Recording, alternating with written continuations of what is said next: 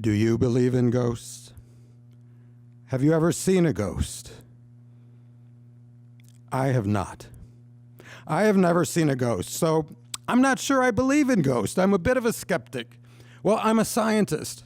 In my physiology lab, we do some very interesting experiments that prove that the human eye is constantly playing tricks on us. It is constantly filling in what it thinks should be there.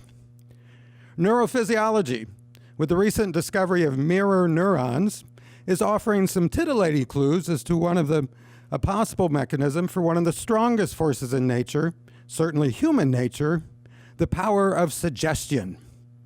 How is it that voices, sounds, sights, and images, latent, buried deep in our subconscious, can suddenly leap into consciousness and appear or sound very, very real?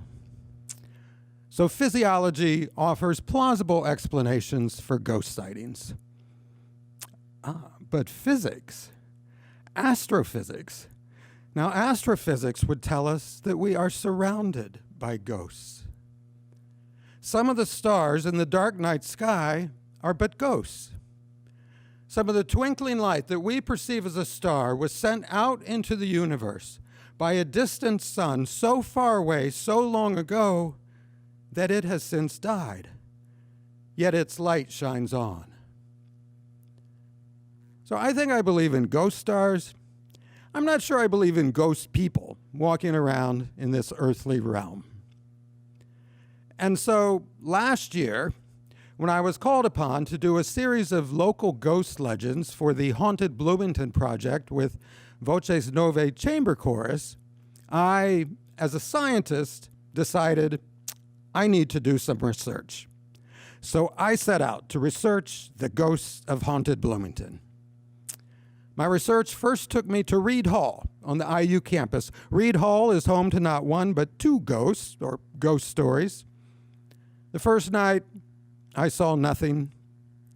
Second night, campus security escorted me away, telling me I was the only creepy thing at Reed Hall that night.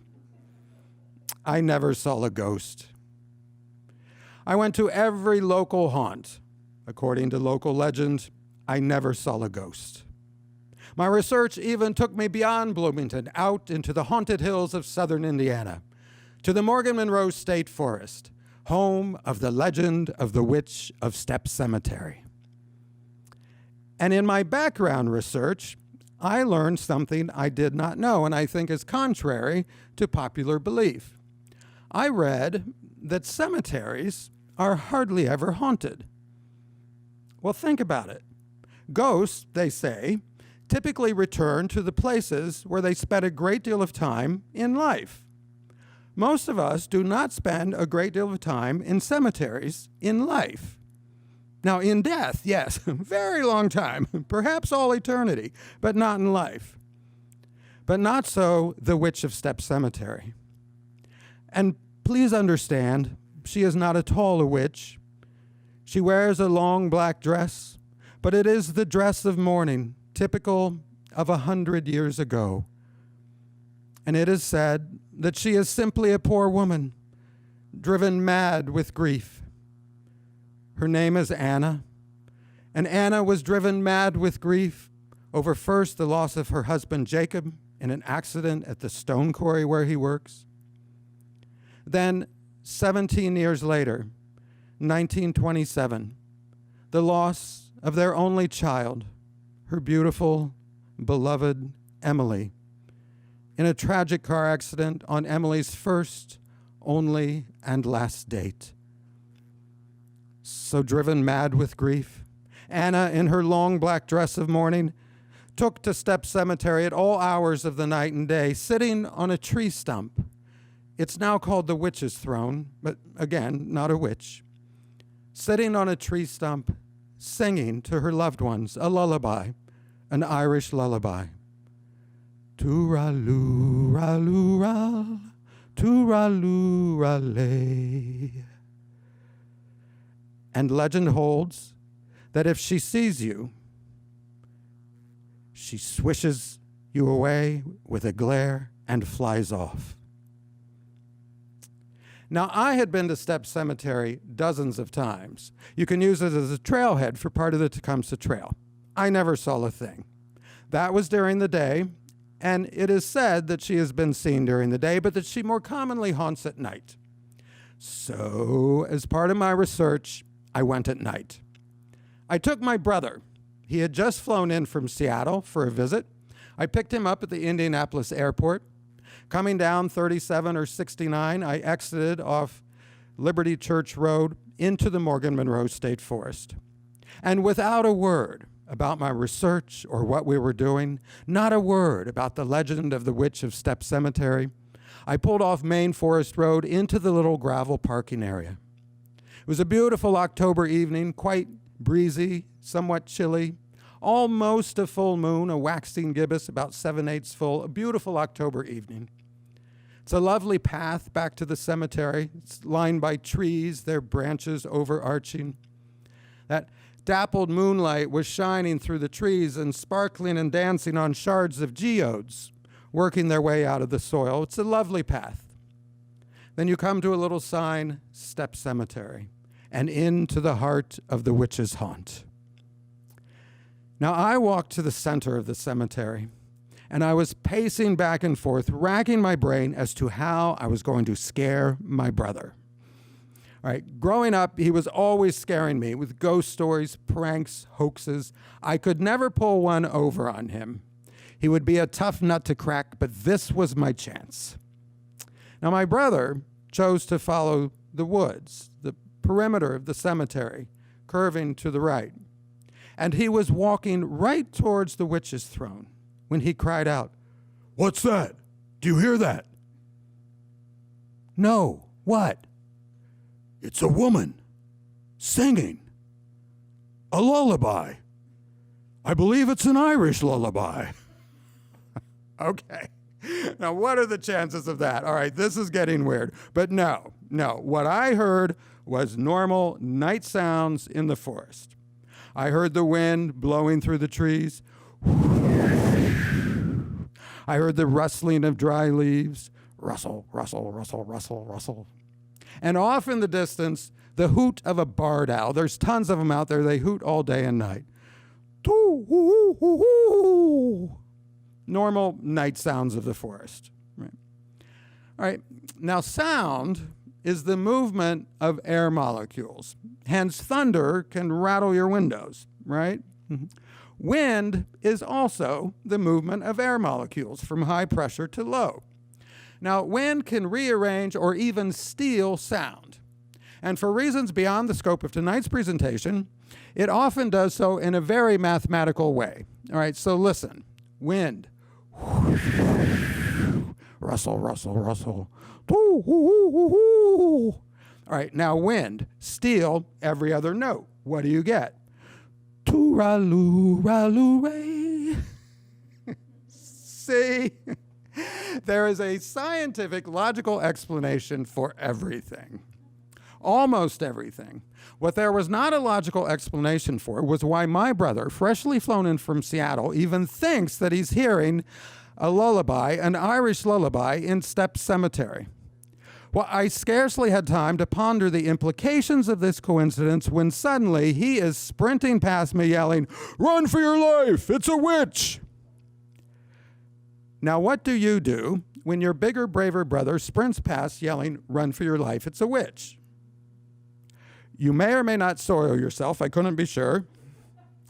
You run for your life. So now we're both stumbling and tripping over tombstones, and what had been a lovely path is now a death trap of tree trunks and tree branches. Finally, we get to the parking lot. Who has the keys? You have the keys. You drove. Oh, okay. Pop, trunk, not good. Beep, beep, beep, panic alarm, maybe good, might scare the witch off. Finally, I find the door lock. It takes automatic door locks an interminably long time to actually unlock the doors when a witch is bearing down on you. But finally, the dome light comes on, the doors pop open, we jump in, we slam and lock the doors, and now I feel like I'm in a rental car. I know where nothing is. It's my own car. Finally, I find the ignition. She starts. The lights turn on. I pull out onto Main Forest Road, and we drive in silence until I ask, "What did you see back there?" I saw a witch. Well, technically she's not a witch, but go on.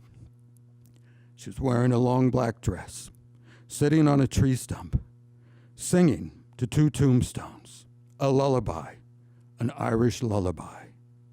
She saw me, she glared, she swished me away, and she flew off. I saw a witch. I drove home in a cold sweat until my driveway. My brother breaks out in a deep belly laugh guffaw. Ha ha ha ha, I got you again. What do you mean you got me? I didn't see anything back there. What do you mean, Tom? You described the Witch of Step Cemetery to a T. That is the legend of the Witch of Step Cemetery. You couldn't have known that. You've lived out west ever since college. You couldn't have known that. Yeah, but I grew up in Indiana, and I was a Boy Scout. And every Boy Scout sitting around the campfire hears the legend of the Witch of Step Cemetery. I saw the little sign, and I remembered it. I remembered her. I believe her name is Anna. I remembered her.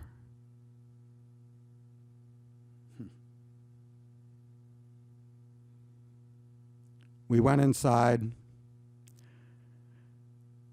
I changed my trousers and cleaned myself up. Yes, I soiled myself, but just a little bit. All right, it was very, very frightening, all right?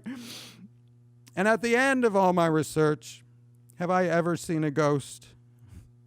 No. Do I believe in ghosts? I don't know.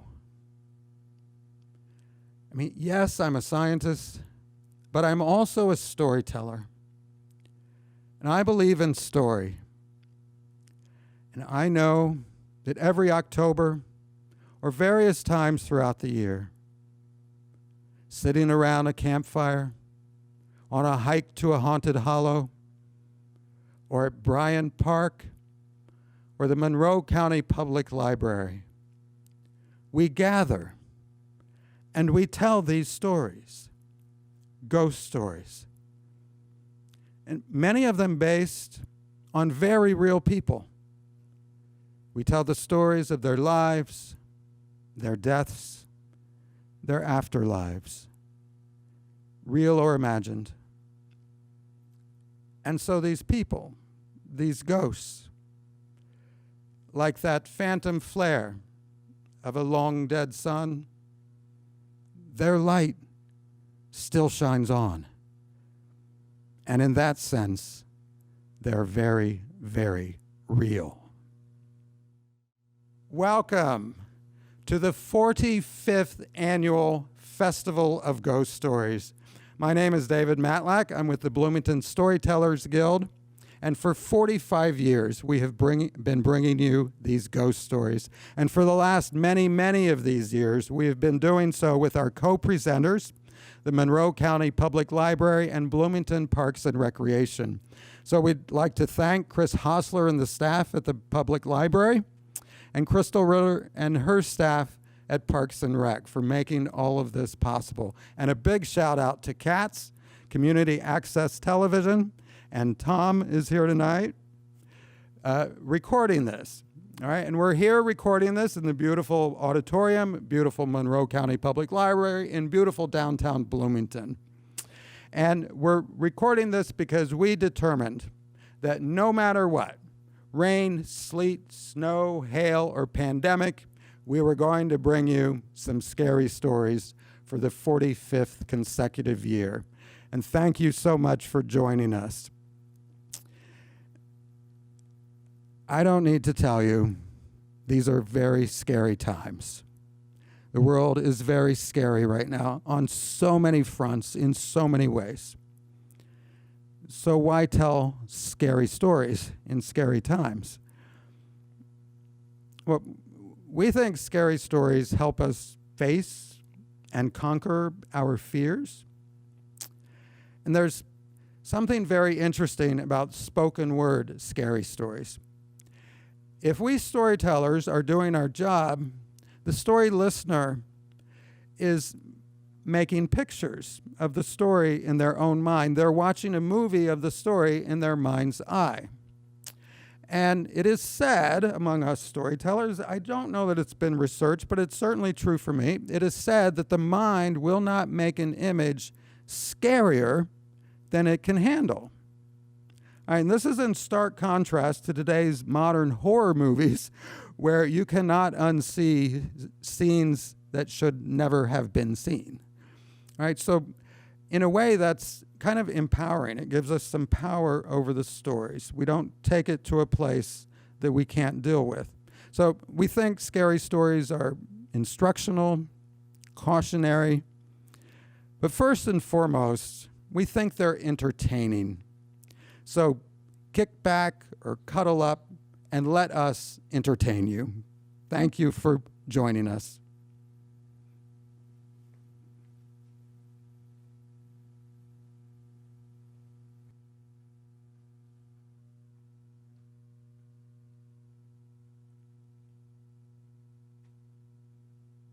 Have you ever tried to learn an instrument?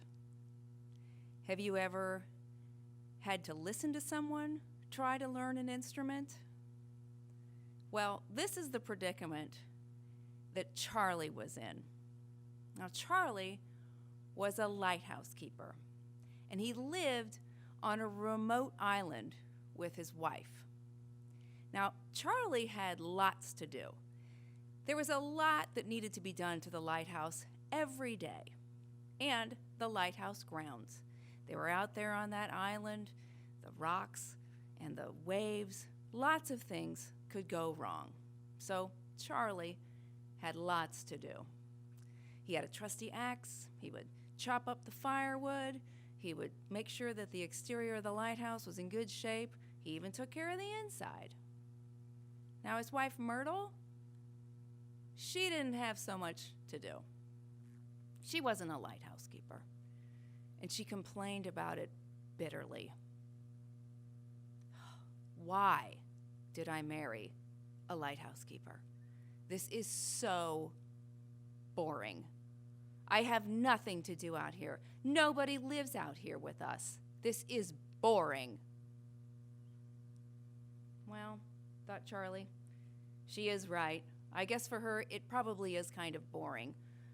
So he decided maybe they ought to go out one night. Maybe they ought to go and do something. So he bought some tickets for them to go and see a pianist.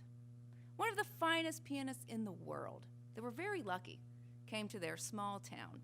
So they went ashore and they went to the town and they saw this fantastic pianist. Well, Charlie was overwhelmed. This pianist was amazing. But Myrtle was completely awestruck. She couldn't believe what she was hearing. It was so beautiful.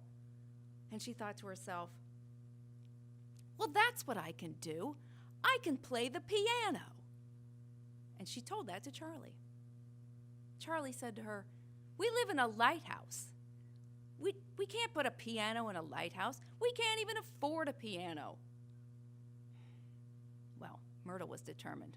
You'll see. I'll get a piano. We can't afford a piano. Well, that's all she talked about for 2 weeks. Piano this, piano that. Until finally, Charlie said, I've had enough. We cannot afford a piano, and we cannot fit one in this lighthouse. Well, as a matter of fact, said Myrtle, I bought a piano today. Well, where are you going to put it? How are you even going to get it out here? We live on an island. Well, my brother is going to bring it over in his boat, and I have cleared away this section right here for the piano. And he looked over, and sure enough, she had cleared a section away for her piano. She'd taken his rocking chair and his table, and she'd moved it out to his shed. Well, the next day, there came her brother with the piano. Put the piano right there where his chair had been. And Myrtle got out a little book. She placed it on the piano, and she started to play. Well, she was not very good, of course. And in a few weeks, she still wasn't very good. And after many weeks, she was terrible. She was insufferable, actually.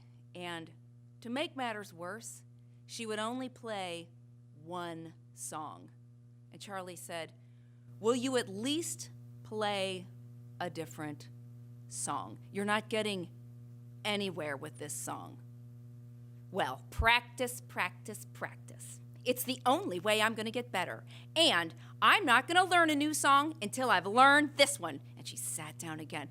Da da da da da da da da da da da. Da, da, da, da, da, da. Yep, that's right. And she would start all the way over at the beginning again. Da, da, da, da, da, da, da, da, right at that same spot. Da, da, da, da, da, da, da, da, da, da, da, da, da, da. Yep, there it is, right there. And she'd start over again. And finally, he was just at his wit's end. And he said, I got to go outside. So he went outside. He'd go into his shed, he'd chop wood, he'd do anything just so he didn't have to hear that blasted piano. And finally at night, she would finally stop playing and they could go to bed. But then she'd get up early the next morning and she'd start playing again. And she'd just play all day and all night, and he couldn't escape it. There was nothing he could do. Well, finally one day, a nor'easter started to blow in, and when he was outside, and he knew, oh no, I have to go inside now. And the rain was coming down. And he thought, I've got to do something while I'm in that house. And he came in. Oh, and there she was at the piano. Da da da da da da da da da da da da da da da da. Oh yeah, there it is. Okay, all right. And she'd start again.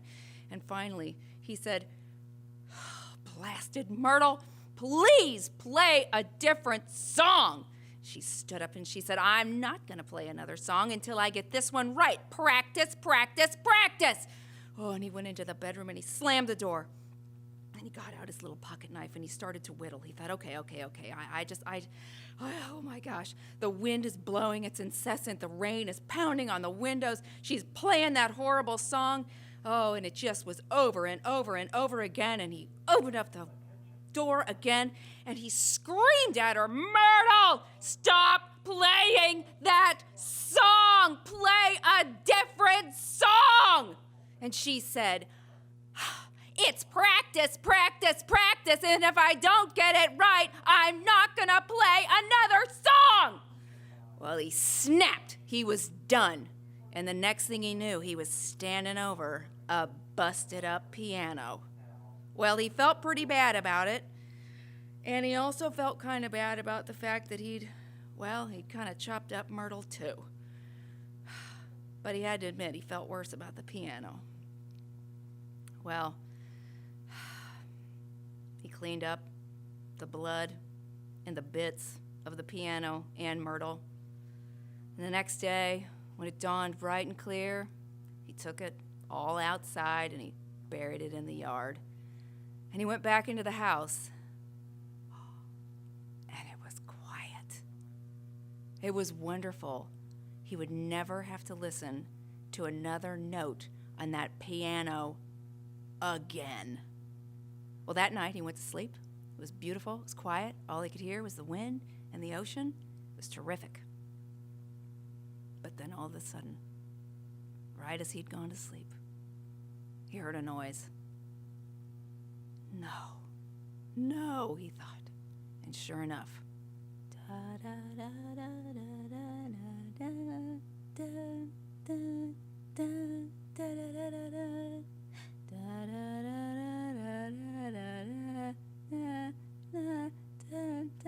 over and over again, he opened up the door, and there, right where his chair used to be, was that piano.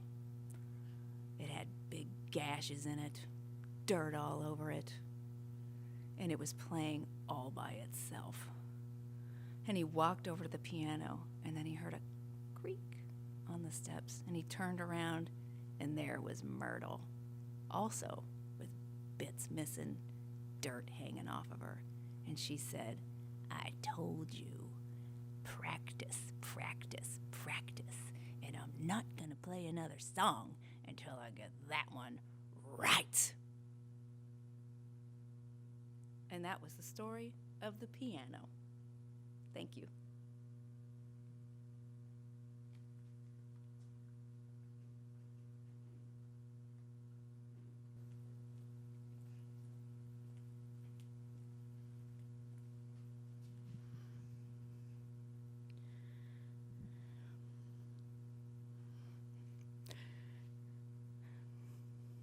This is an Irish folktale from the late 1800s. There lived in Cork, Ireland, a man named Daniel Crowley.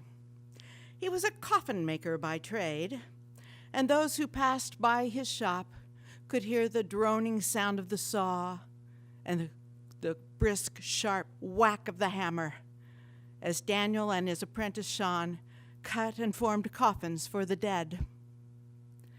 A messenger came to Crowley's shop one day and told him there was a dead man at the end of town and to send up a coffin for him.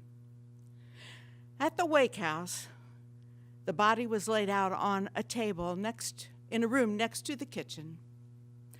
There were 5 or 6 women watching over it. There were a lot of people in the kitchen. And when Daniel Crowley arrived, they asked him to help shorten the night. That is, to tell stories and sing songs and generally amuse everyone and himself. So he began to help shorten the night. And he told the best stories and he sang the best songs. Everyone in the company was so happy to hear them. And one woman was so pleased with what Daniel Crowley had done that she decided it would be good to help him by making a match between him and one of her daughters. So she went to Daniel Crowley and she told him that she had a fine, beautiful girl in view, and now was the time to get a good wife. He'd never have such a chance again. Crowley rose up in great anger and he said, "There isn't a woman wearing clothes that I'd marry. There isn't a woman born who could persuade me to make 2 halves of my loaf for her."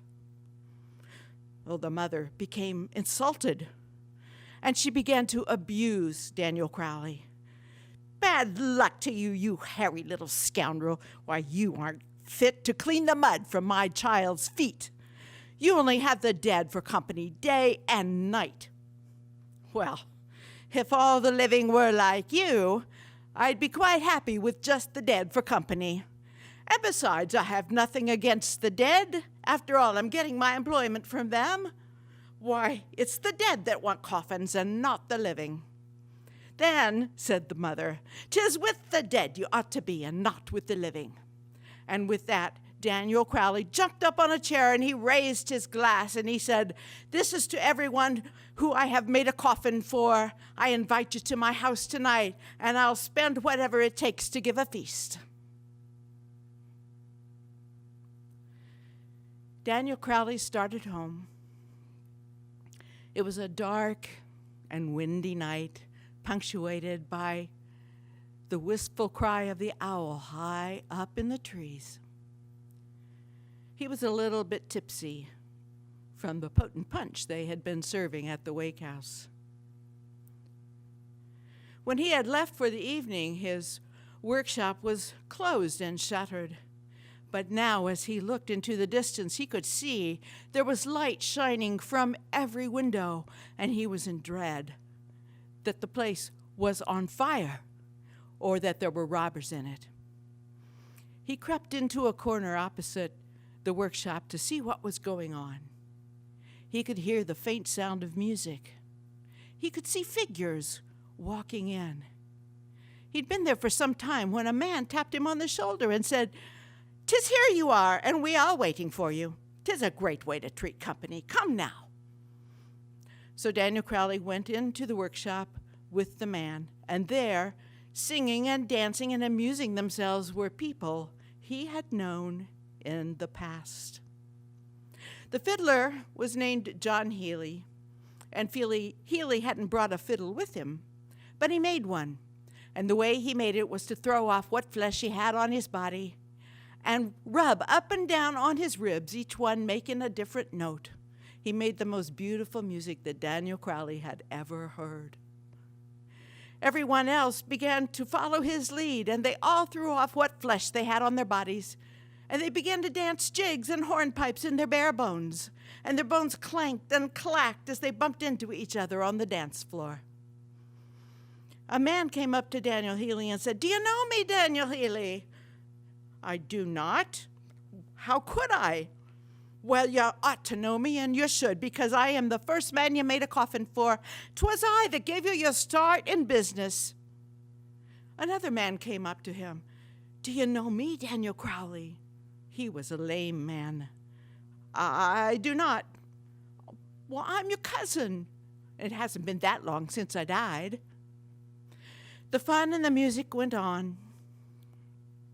There was one man, John Sullivan, who'd been married twice in life, and he came with both women. He took the second wife out onto the dance floor, and they began to dance a double jig, and they danced so well that everyone began to make merriment with them. The first wife became jealous, and she ran over to where John Sullivan was, and she said, "I have a better right to dance with you than she does." "That's not the truth for you," said the second wife, "for I'm the better dancer than you are, and I will dance with him whether you like it or not." "Hold your tongue," yelled the first wife, "for were it not for borrowing another pair of shins, you wouldn't even be here tonight." John Sullivan looked at both women, and then he asked the second wife, "Is it not your own feet you're on tonight?" "No, I borrowed a pair of shins from a neighboring woman, and they're hers I have on me tonight." "And why didn't you come on your own feet?"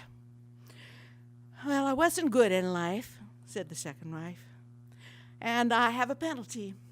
And the penalty is that I cannot go if there's a feast or a ball unless I can borrow a pair of shins."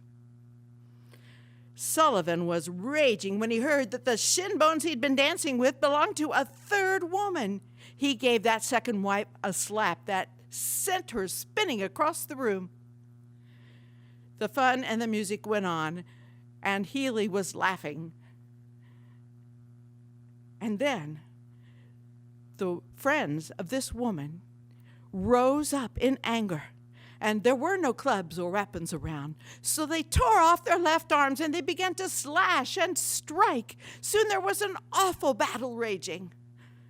While all this was going on, Daniel Crowley was standing over on the side of the room, cold and hungry and not sure but what he'd be killed. Sullivan was trying to dodge the blows, and he stepped on Crowley's toe. Crowley got vexed with him, and he raised his fist, and he gave him a blow right to his head that sent that head flying to the opposite corner of the room. When Sullivan saw his head flying away, he ran, and he caught it. And then he took the head, and he aimed a blow at Daniel Crowley that knocked Crowley under the bench. Then, having him at a disadvantage, he ran over and he began to strangle Daniel Crowley. He squeezed his neck so hard between the bench and the door that Crowley lost all his senses and couldn't remember a thing. The next morning, Daniel Crowley woke up in a dark room. At least he thought it was a dark room until he tried to move. And then he found it was not a dark room at all, but a dark and stuffy coffin of his own making. He could hear Sean working inside the workshop. "Sean! Sean! Can you hear me?" Daniel Crowley was terrified that Sean would not find him in time. "Sean! Sean, can you hear me? Sean! Sean!" The end. Thank you.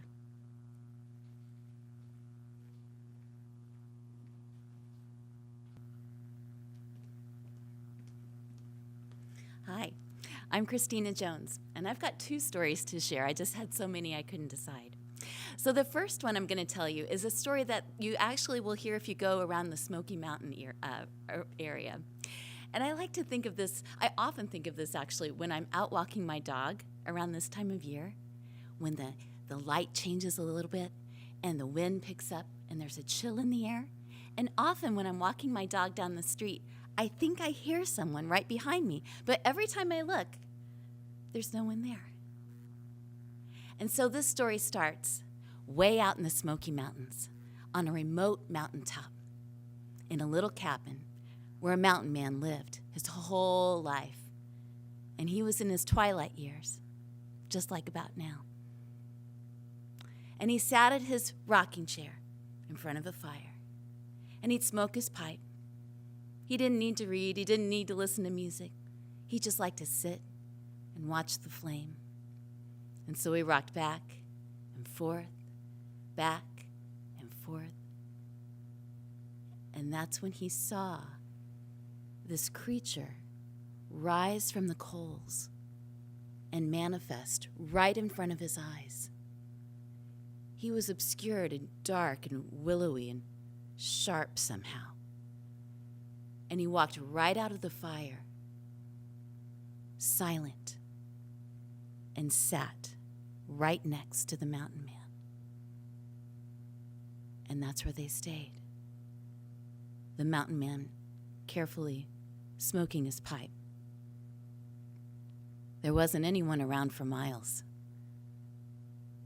But he had to make a break for it, so he got up and walked out of the room as slowly and cautiously as he could, hoping not to disturb the creature. And as soon as he got to his door, he opened it and slammed it right behind him and started running as fast as he could down the mountain. And it wasn't long until he heard a bam! That was his front door. The creature was following him. The man was running faster than he had ever run in years and years and years. And up right behind him, as if he had flown right there, there was this creature. And he said, "Ain't nobody here. Ain't nobody here but you and me. You and me." Well, this redoubled the mountain man's efforts. He had to get away. And so he took a sharp right and he scaled up a tree, hoping that the creature wouldn't be able to climb. And that's when the creature started to claw up the tree. Ain't nobody here. Ain't nobody here but you and me. You and me. He got up right next to that old man's face. The old man couldn't bear it. He leaped off the tree, and luckily, he landed okay. And he started running down the hill, and that's what he remembered. He was real near the road. And so he took another right, and he was heading toward the wall that kind of kept over the bankment. And he started climbing up the wall. He didn't hear or see the creature, and he made it almost to the top when he felt something tug his foot, and of course it was the creature. He looked down, ain't nobody here, and he shook him off, and he got to the top, and he fell on the road, and he blacked out.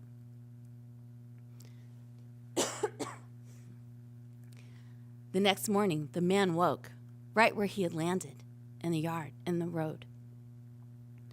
It was sunny.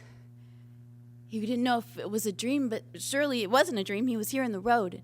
He looked up, and wouldn't you know, there was someone walking up the road, taking a morning hike. The man was weak, and he could feel that something was broken in his leg.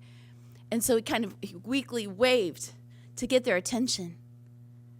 But he couldn't see. He lost his glasses. But the person seemed to be coming towards him. And as he got closer, that's when he realized he wasn't alone. There was the creature, and he got up right on his face. And he goes, "Don't you worry. Ain't nobody here but you and me. You and me." And that's the story of Ain't Nobody Here. I don't know how it ends. That's where it ends for me. So my next story actually takes place across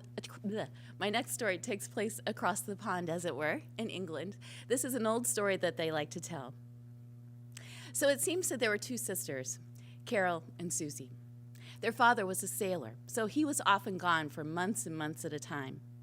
And their mother was busy with their little brother, Albert, who was still a baby and really fussy and kind of a mess.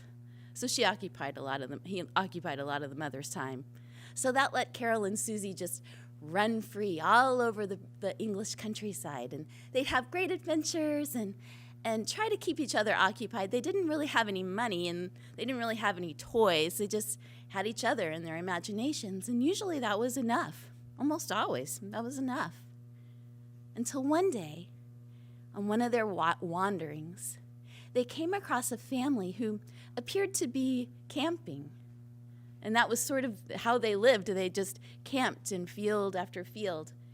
And they were enchanted. They had heard of families that do this, and they were really enchanted by this idea. So they cautiously approached the camp, and that's when they saw this beautiful little girl about their age who had long, black, shiny hair and dark, sparkling eyes. She was thin, and she was sitting, and on her lap was this small, shiny silver drum.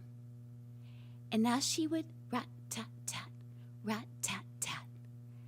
out would come these mechanical figures, a woman and a man, and they would do this charming dance as she tapped away at the drum. And then as soon as she put the sticks away, they bowed and went inside the drum. It was the most wonderful thing that Carol and Susie had ever seen. Surely most precious thing that they had ever seen. And they wanted it. Oh my gosh, they wanted it so badly. And so they approached the girl and they said, May we hold your drum? May we try it? The girl looked at them with her shining dark eyes. She said, I have a feeling if I let you play with this drum, you're going to turn away and run away with it, and I'll never see it again, right? No. No. Yes, actually. How about this? How about I give you the drum? Carol and Susie couldn't believe it. Yeah, thank you. Thank you. Oh, there's a catch, said the girl. I'll give you this drum if you go home and just be really bad. Just be really bad. And then come see me tomorrow. Tell me how bad you were, and then I'll give it to you. Okay. I mean, they were generally pretty good girls. They liked to help around the house, and they got into some mischief, so they thought, well, why not? Why not be bad once in a lifetime? What could go wrong? And so Carol and Susie went back to their house, and there was Mother with Albert on her hip, and she was making she was making dinner. It was this whole big thing. And Carol and Susie started to shout, I don't want dinner. I don't want dinner. I hate dinner. I hate dinner. I hate your cooking. I hate your cooking. And they were shouting. Well, shouting wasn't allowed in their house. And their mother turned around and said, what on earth has gotten into you? And that's when they took the food right out of their plates and smashed it all over their clothes so their mom would have to wash them right away. Girls, you go to bed right now. Carol and Susie looked at each other. No, we don't want to go to bed. We're going to run away. And so they ran out into the yard and started playing. Their mother didn't know what to do. Finally, she was just too tired. She was too tired. So she said, fine, just come in whenever you feel like it, but don't expect any food. So the girls stayed out and played and thought it was pretty fun being bad. They couldn't wait to tell the girl what they had done. And so the mother and the baby finally went to bed, and when it was safe and there was nothing else around, the girls went to bed, and they slept pretty well that night. So the next morning, they got up and they ran to where the girl was staying with her family. And they said, oh my gosh, I can't wait for you to get the drum. Now wait, said the girl, what did you do that was bad? And so they told her about the food and the yelling, and they wouldn't go to bed. The girl said, that's not bad. You guys are so lame. There's no way that that's bad enough to get this drum. No, you have to be really bad. Come back the next day and let me know what you do. Carol and Susie couldn't believe it. They'd never been that bad before. So they went back home. And this time they got really creative. They started stomping all of their mother's flowers. They started chasing the chickens away so they wouldn't have eggs. They started cutting their clothes so the mom would have to sew them. And the mom was just looking at them in utter disbelief. What on earth is going on? And they stuck their tongues out at her and said, "We're not telling you." And she said, "You know, if you keep on like this, I might have to leave. I might have to go away. And when I do, something might take my place with a wooden tail and glass eyes. Please stop being so bad." This got them thinking. But that was just a silly wives' tale. That's ridiculous. So they went to bed, not sleeping as easily this time. When they got up, they went back to see the little girl, and they told her about the cutting of their clothes. They'd never done anything like that. And chasing away their chickens, they weren't going to have eggs for like 6 months now. All of the things that they had done. And the girl said, "I mean, I guess that's bad, but I've done way worse. You're going to have to do much better." That is ridiculous. So Carol and Susie turned around, and they really wanted something precious. But they didn't want to lose their mom. But that was ridiculous, that old wives' tale. So they went back, and this time there was no one there. And so they didn't want to be in an empty house. That was kind of creepy. And so they went out to play. And then it got dark, and so it was time to go back in. And that's when they noticed that the lights were on, and there was good smells coming out of the kitchen. And they said, "Yeah, we're not going to be bad. We're not going to be bad this time." And that's when they walked into the kitchen, and they heard a thump, thump, thump on the floor. And they looked, and there was their mother, except coming out of the bottom of her dress was a wooden tail. And she turned and looked at them with glass eyes. The girls were so frightened. They ran out of the house, and they ran back to the girl, and they told her what had happened. Surely now they deserve it. But by the time they got to her, she was already loaded up on her wagon and headed out. And she was laughing. And she said, "I was never going to give you this drum.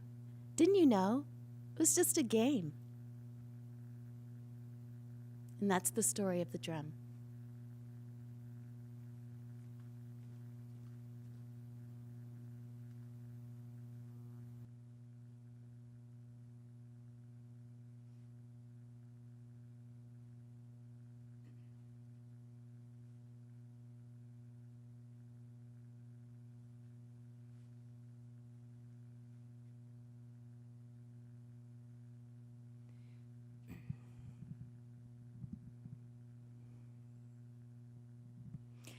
Hello, my name is Patty Callison, and I just wanted to say by way of introduction that when storytellers are getting their stories, when they're looking for stories, the ones they finally choose to be their own, for some reason or another, have spoken to them.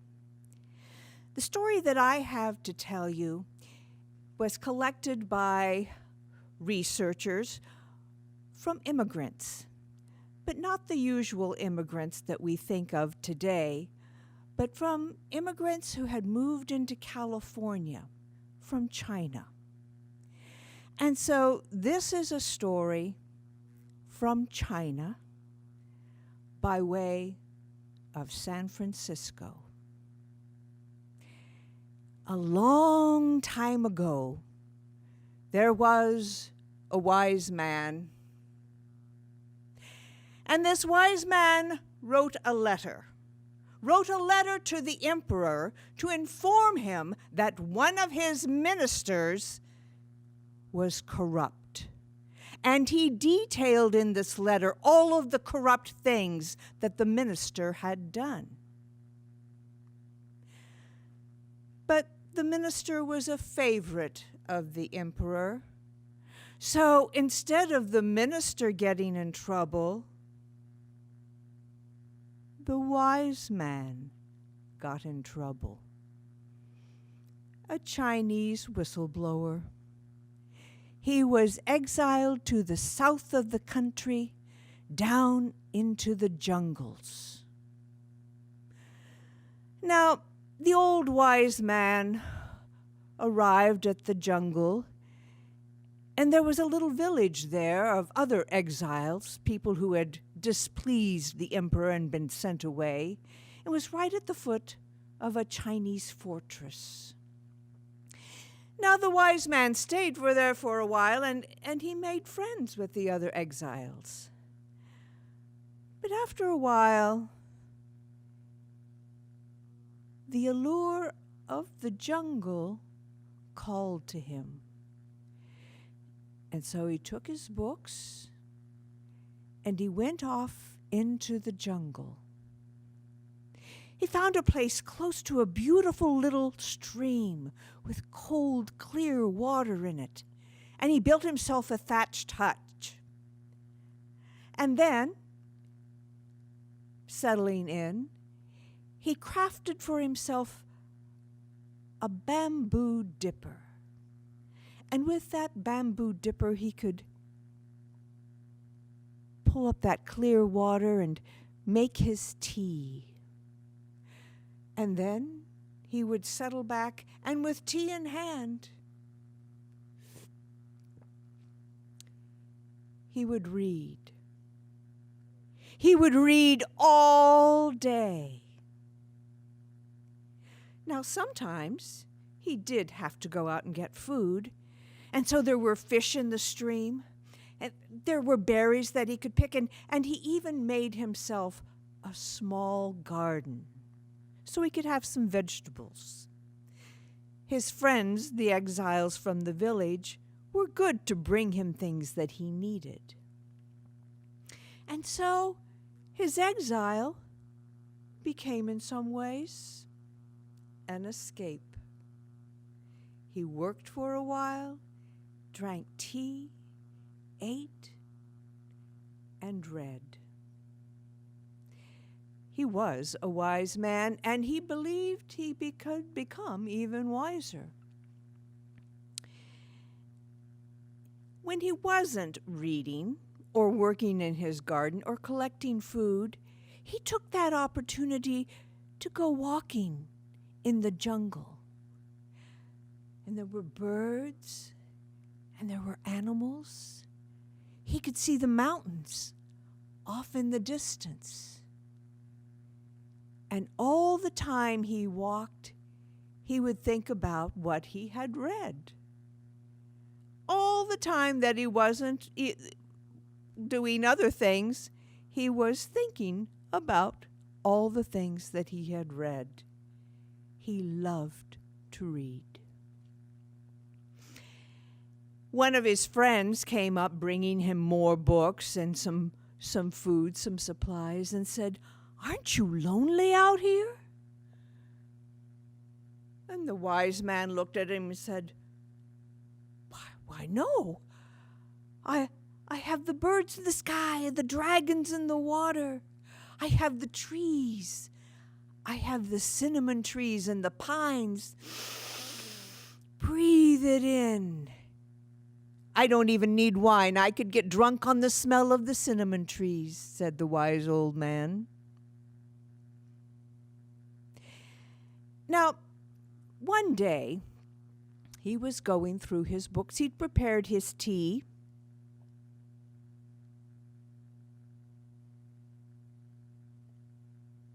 And he found a book of poetry. Oh, he loved poetry. He had memorized so many poems. He could recite them by heart. And so he began to go through the old, tattered book. But he realized that the worms had gotten into the book. and the worms had eaten away some of the bottoms of the pages. Ah, I love that one. Oh dear, look at the damage on that. Finally, he came to the end of the book, and there he saw one of his favorite poems. He read it out loud.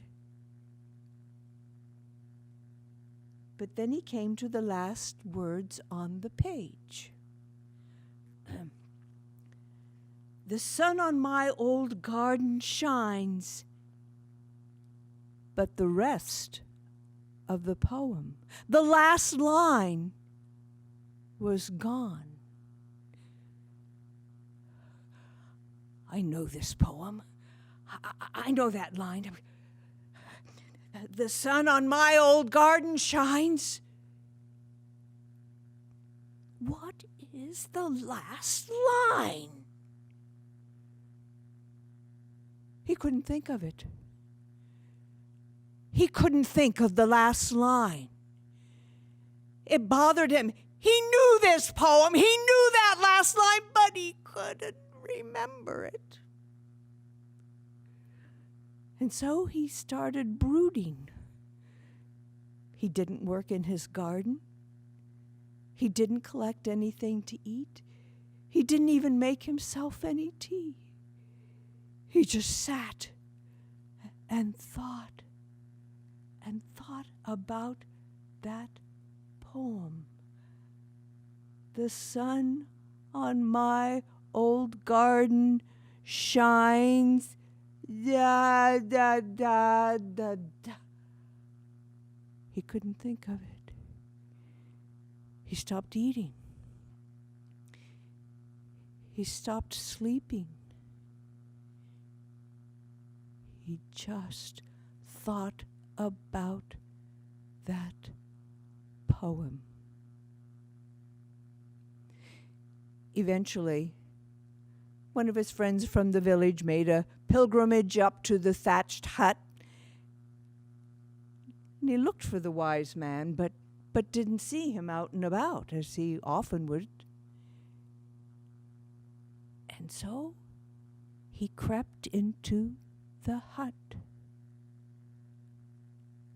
And there was the wise old man with a tattered book in his hand and a very annoyed look on his face. On his dead face. Well, the wise man's friends were grief-stricken. He'd been such a lovely man, such a learned man. But they buried him, and they put his book in his hands so that he could rest with it forever. The clouds rolled in, and the people, as they made their way toward the village, thought they could hear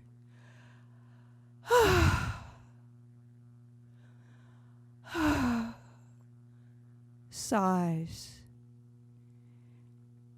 Then it started to rain, and it sounded like fingers impatiently tapping, thinking, wondering. They got back to the village, and that night, as it rained and it roared with the wind,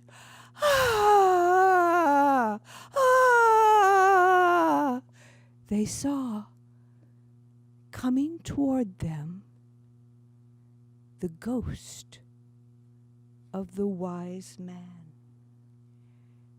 And he was still reciting that poem. The sun on my old garden shines. Ah, Oh, the sun on my old garden shines. Oh, what is it? Now the people were frightened. But they soon came to realize that the ghost of the wise man was just as harmless as the wise man had been in life. But they found him annoying, as night after night the rain and the wind would roll in, and the wise man would come, saying the same lines over and over, carrying that book. The sun on my old garden shines. Ah, what is it?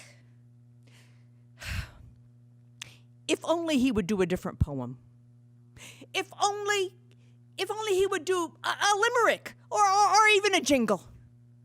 But it was the same thing over and over again. Now, a young poet came and visited the village and heard the story of the Literate Ghost, and he was intrigued. He loved the fantastical. He loved the superstitious. He loved the folklore of it all. And so the young poet made his way up to the place where the wise man had lived. The thatched hut by then was a ruin, the campsite overgrown. And although the cinnamon trees and the pines still let out their wonderful aroma, he didn't see anything. So he decided he would spend the night.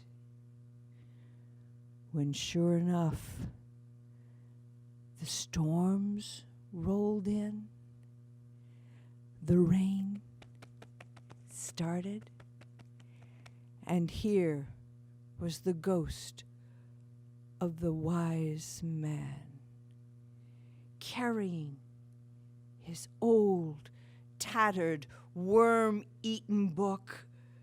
The sun on my old garden shines. Oh, I can't remember. Over and over, he would say this. Now, the reading to the young poet, the reading of the poem was beautiful by the wise old man. But he became frustrated as well, and finally said to the ghost, "Oh, come on, get on with it." The sun on my old garden shines. And the young poet looked at him, and he said, "Yes, say it.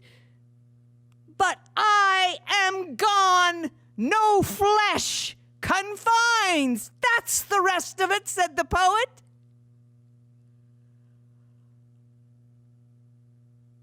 "Oh," said the wise old man, and closing the book, he disappeared, never to be seen again. And that is the story of the ghostly rhyme.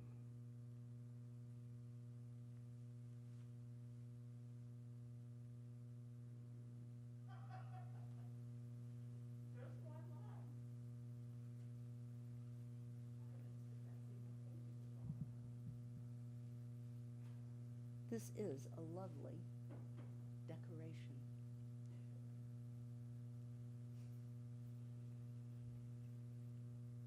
Hi, I'm Jenny Ritchie. When I first came to campus a long time ago, like in the late 1960s, I was so impressed with all the old buildings. I loved all of the structures that looked the way they must have looked a century earlier, maybe a century and a half earlier, maybe earlier than that. I loved going in those old spaces and feeling the history that had been absorbed by those walls. I never went looking for ghosts, and I never expected to meet one, because I spent most of my time not in those old buildings, but in the brand new graduate library school, housed in quarters recently built in the basement of the undergraduate library. I spent more time than most people there because I was a graduate assistant and I had an office. Well, I shared it. Well, there were 4 of us. There was Bill, Linda, my good friend Gay, and me. We each had a gunmetal steel desk. We shared a typewriter, an old manual typewriter that we could move from desk to desk, and with keys that clicked and a return that dinged when we came to the end of a line. We shared one phone. It was a large set on Linda's desk, a landline, of course, with a dial, rotary dial. I think because the phone was on her desk, that's why she was the one who got the assignment to go to the music library. We, the rest of us, were jealous. Yeah, she got to go walk across campus. She got to be out on our vibrant campus with that sunny October sky and that crisp air, and we were stuck in a windowless concrete block office. We expected her to be gone all day because, well, we would have taken our time with that. So we were surprised when Linda came running back in, and she was like out of breath and looked shaken. What happened? We said. Oh, I have had the weirdest experience, she said. Oh, we were ready to hear about it. I think I saw ghosts. What?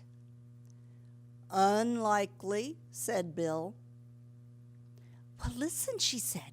You know the music library. You know it's supposed to be haunted. Well, of course we knew that. Everybody on campus knew about the music library. It was in the old music building. When they built a new music building, they'd moved everything out except left that as practice rooms. And on the second floor, there was the music library. It was a gorgeous old room with high ceilings and 9-foot windows and all this rich, dark wood paneling. Yeah, we knew the library. What happened? She said, I went in, and it was just noisy like usual. You know how it is in that building. You go up the stairs and you're hearing, well, there's a piano practicing scales over here, and there's a violin tuning up over there, and one of those annoying voice students is doing that ah ha ha ha ha ha thing that they do. And it was just normal noise till I got to the library door. And then I went in, and as the door closed behind me, all the sound stopped. And I mean, it was not muffled. It was not library quiet. It was like I had no ears. There was nothing. And I could tell there should have been something, because at the reference desk in front of me, this man was standing up. His eyes were looking directly at me, and his mouth was opening and shutting like he was talking. And I couldn't hear a thing. I could just stare at him, because he was wearing a suit with a vest and a flat tie, and he had a mustache that took up almost all his face, and these little tiny glasses, you know, the wire-rimmed kind like hippies wear. And I looked around for help because I couldn't hear him. And there was only one other person in the library, and she was a woman over by the stacks, the shelves, you know, and she had a book in her hand. And she was looking at me. I mean, her eyes were bugging out of her head. And I was staring at her because she was wearing all this hair up on top of her head and a puffy sleeved blouse and a long skirt that went down to the floor. And her mouth was open like she was screaming. I couldn't hear anything. And I couldn't catch my breath. So I went to a window and I leaned out. It didn't have screens. I leaned out and there were trees all around the building. And I mean, they were big, old trees. And the dorms that are out there were nowhere to be seen. And I still couldn't catch my breath. I had to get out of there. I ran out, and as soon as I got on the landing outside, everything was normal. I mean, all the sound came back. There was the piano going up and down the scales, and there was the violin tuning and the voice student going, ah, ha, ha, ha, whatever. And I ran back here because, you know, did I really see ghosts? I don't think so, said Bill. Nah, he said, those were music students. You know, somebody was probably smoking something, and you got a lungful coming up the stairs, and you had a hallucination. That's all that was. Linda looked like she was going to argue. But she didn't. I mean, it was the 60s. Everybody was having weird experiences. And what you did was you just went on and did something else afterwards. You just kept on going. And that's what we all did. But I did think about Linda's story when I went by the old music building on my way to fetch something for Professor Schumann at the history library. And when I was waiting, I saw a book on display. It wasn't a very impressive-looking book. I mean, so why was it on display? I opened it up. It was full of old pictures of campus. Now that could be interesting. I checked it out. I ran back to the office. I said, look what we've got to look at. Come on over here. So we all gathered around and we studied the old pictures. Is that building still there? Where's that building? What is this? And then we turned the page. And there was a picture of the old music school. Only it was brand new. In the picture, it was 1891. It was surrounded by tall trees, old trees, some of them taller than the building itself. Hey, said Linda, that's what I saw. You didn't believe me. You didn't think it was real, but that's exactly what I saw. It was your subconscious, said Bill. You probably had seen a picture like that before, and it was just in your subconscious. But Linda pointed at another picture further down. What about him, she said. I never saw his picture before. He was the first music school librarian, a Mr. Fredrickson. And there he was with his mustache, long and luxurious, his little wire-rimmed glasses and his suit with the flat tie and the vest. And I was reading on down. In fact, I started reading out loud. Shortly after the library opened, a curious incident was witnessed by Mr. Fredrickson and his assistant, Bessie Somerville. they both asserted that the figure of a young woman entered the library doors. This apparition had bare legs and loose hair and wore a brightly colored outfit. Mr. Fredrickson asked her name, but the woman appeared not to hear him and looked wildly around, then went to a window to look out and rushed out of the room. Concerned that this was an escaped lunatic, Mr. Fredrickson followed her out, but there was no one on the landing or the stairs. The young woman had disappeared. Upon hearing these accounts, students began referring to the library as haunted, although no further intrusions by spirits was ever recorded.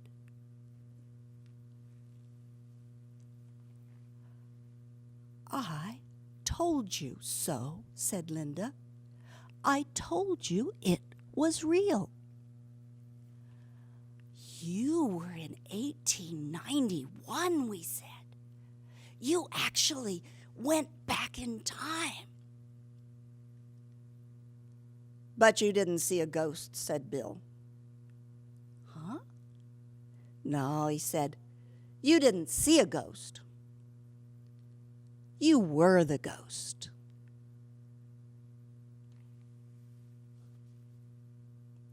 "I told you, I never thought I would meet a ghost. And I certainly never thought that I would meet one in the basement of the undergraduate library in a mundane, modern office. But you know, this world is full of possibilities. You never can tell.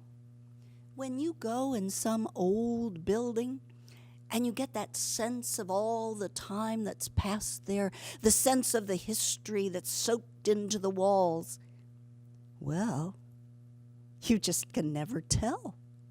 Open a door. What time might you step into on the other side?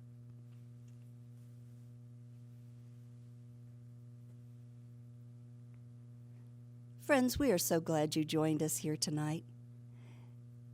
This has been the 45th Annual Festival of Ghost Stories.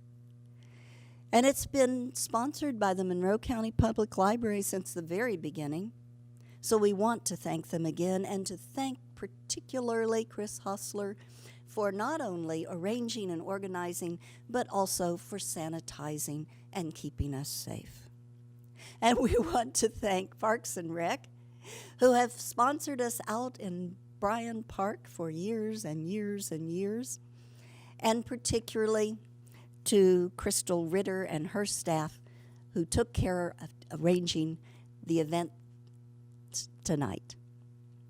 And of course, we want to thank the CATS crew, our community access television station, who have been recording and preserving our stories for years and years.